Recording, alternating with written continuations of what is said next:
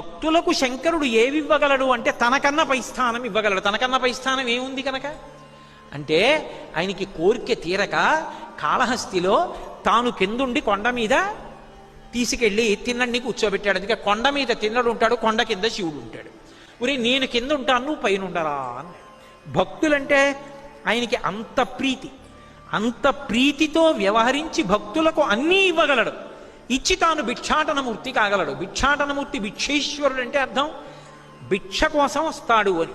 భిక్ష కోసం వచ్చాడు అంటే తనకేమీ లేనివాడు అని. తనకేమీ లేనివాడా? అందరికీ అన్నీ ఇచ్చేశాడు కాబట్టి తనకేం లేనివాడని కాదు.